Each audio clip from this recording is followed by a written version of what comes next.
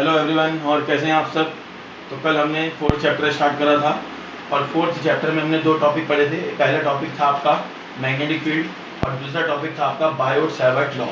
तो आज उस बायोट-सैवर्ट लॉ के ही हेल्प से या उसकी एप्लीकेशन समझ लीजिए, उसकी हेल्प से हम आज एक नया टॉपिक पढ़ेंगे। टॉपिक का नाम दिखा दीजिए मैडम।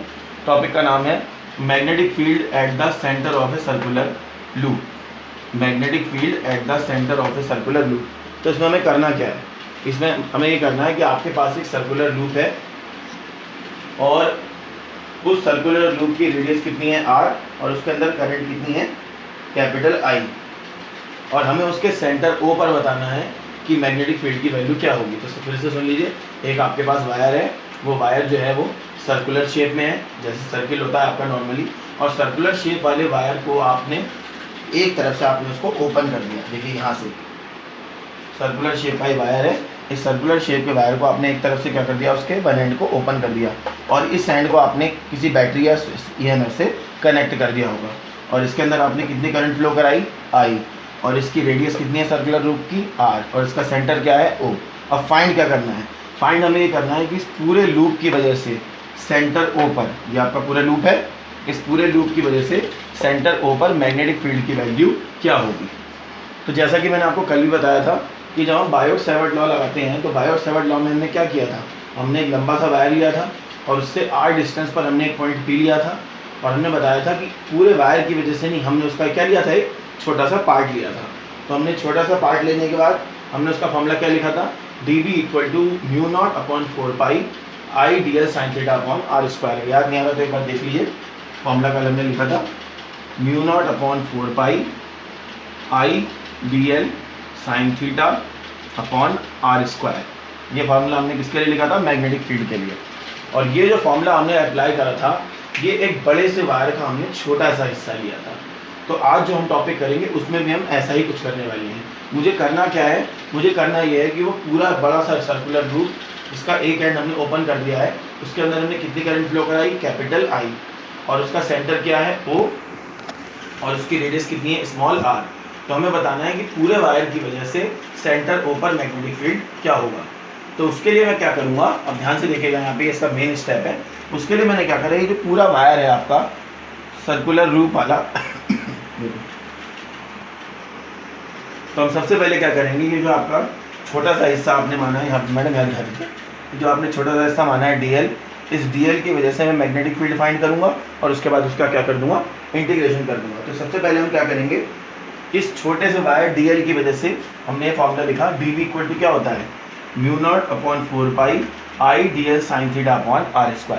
ये किसकी वजह से है, एक वायर का जो आपने छोटा सा करंट एलिमेंट, मुझसे याद नहीं आ रहा था, करंट एलिमेंट DL की वजह से आपने ये फॉर्मूला लिख दिया। अब हम यहाँ पर एंगल जानने की कोशिश करेंगे। देखिए यहाँ पर अगर आप ध्यान देंगे, ये देखिए DL और R, आपने टेंजेंट पढ़ा होगा मैथमेटिक्स में छोटी क्लासेस में या 12th में 11th में। तो ये टेंजेंट कितने डिग्री का एंगल होता है, 90 डिग्री का। तो इस साइन थीटा में, थीटा की जगह मैं कितना लिख दूंगा, 90 डिग्री लिख दूंगा। उसके बाद dB = μ0/4π I dl sin 90/r²। देखिए ये थीटा की जगह मैंने कितना लिख दिया, sin 90, और sin 90 की वैल्यू कितनी होती है 1, cos 90 की वैल्यू कितनी होती है 0, और sin 90 की वैल्यू कितनी होती है 1। तो क्या फॉर्मूला है आपका, μ0/4π I dl r²।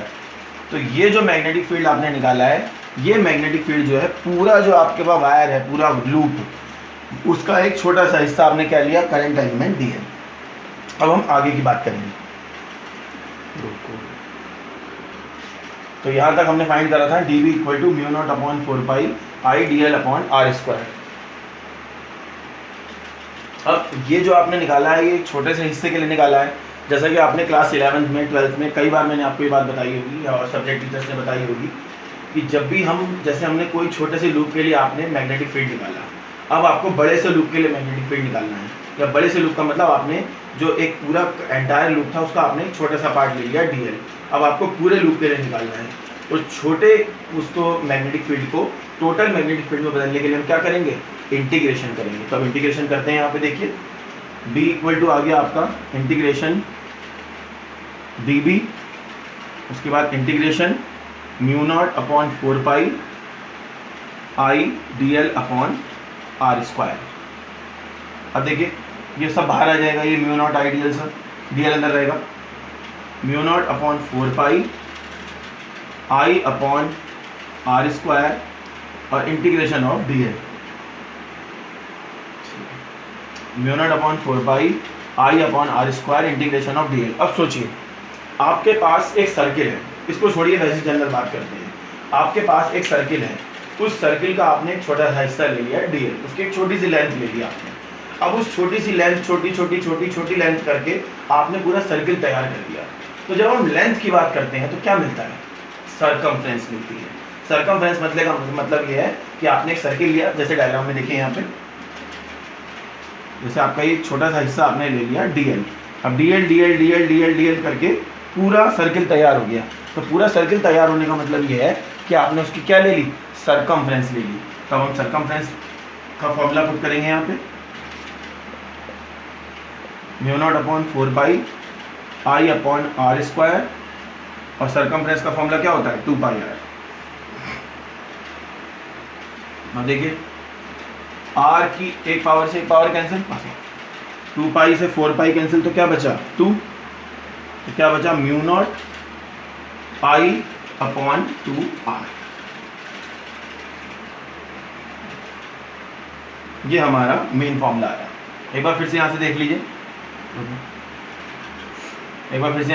dv equal to आपका फॉर्मूला आया था mu naught upon 4 pi I D L upon R square. b आपने ऐसे ही लिखा, इंटीग्रेशन लगाया dv, उसके बाद mu naught upon 4 pi I D L upon R square, सब बाहर आ गया। अंदर क्या बचा? dl का मतलब क्या हुआ? सर्किल की एक छोटी सी लेंथ। तो छोटी लेंथ करके आपने कंप्लीट कर दिया, तो क्या बन गया? 2 पाई आर। कैंसिल करके क्या आ गया आपका? Mu naught I upon 2 R. देख लीजिए एक बार इसको।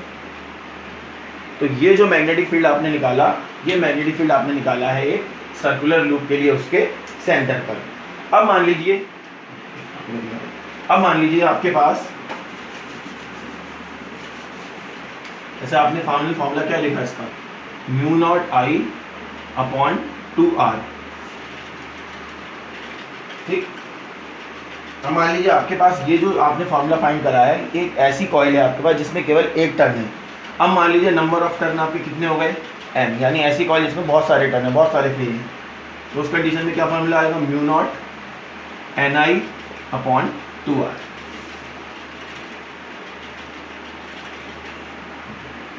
तो ये आपका फॉर्मूला आ गया किस कंडीशन में? जब उसमें नंबर ऑफ टर्न कितने हैं? n। तो कुछ नहीं करना आपको, सिंपली किससे मल्टीप्लाई कर देंगे आपको? कैपिटल N से, mu naught N I upon 2 are. तो ये हमारा आज का टॉपिक था। अब हम कल अगला टॉपिक डिस्कस करेंगे। Thank you.